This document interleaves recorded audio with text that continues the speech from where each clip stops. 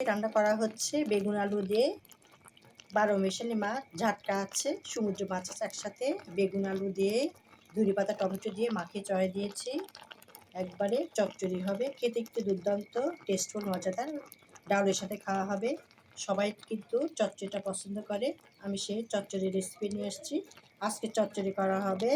দেখতে পাচ্ছ সব কিছু গুঁড়া মশলা বাটা মশলা সব দিয়ে আমি একবারে হাতে মাখিয়ে চড়াই দিয়েছি। 1.5 মগ পানি দিয়েছি, দিয়ে একবারে চড়াই দিয়েছি। একবার শুকনো শুকনো হবে, অনেক দেখা যাচ্ছে কিন্তু কমে যাবে, একবারে অল্প হয়ে যাবে। মাঝে এটা রেসিপিটা করা হচ্ছে। ঢাকনা দিয়ে ঢেকে দিব। আবার 10 মিনিট পর দেখব কি অবস্থা। 10 মিনিটের মধ্যে মাশাআল্লাহ হয়ে যাবে। খেতে কিন্তু খুবই লোভনীয় টেস্টফুল চচ্চড়ি। সবসময় কিন্তু ভুনা খেতে ভালো লাগে না, ঝোল খেতে ভালো লাগে না। বেগুন আলু দিয়ে মাছ চচ্চড়ি করা হচ্ছে। কাঁচা মাছ আমি ভাজিনি, একবারে কাঁচা মাছের চচ্চড়ি করা হচ্ছে। আমরা নতুন ইউজার যারা আমাদের ভিডিওর সামনে যাবে তারা অবশ্যই লাইক কমেন্ট রিপ্লাই করবেন। আপনাদের পেজের সাথে আমাদের যুক্ত হবেন। আপনাদের কাছে আন্তরিক শুভেচ্ছা ভালোবাসা রইল। আমি রেসিপিটা এবার ঢাকনা দিয়ে দিব, দিয়ে 10 মিনিটের মধ্যে চচ্চড়ি হয়ে যাবে আলহামদুলিল্লাহ।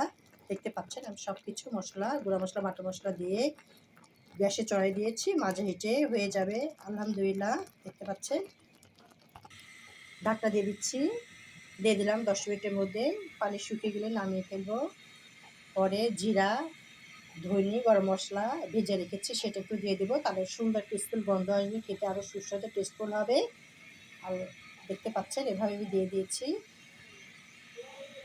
সব কিছু দেওয়া আছে, মরিচ সব দেওয়া আছে। এখন আমি পেঁয়াজের বেস্তা দিয়ে দিচ্ছি, খেতে আরও ভালো লাগবে। সবসময় চচ্চড়িতে বেস্তা করে দিলে খেতে আরও টেস্টফুল হয়।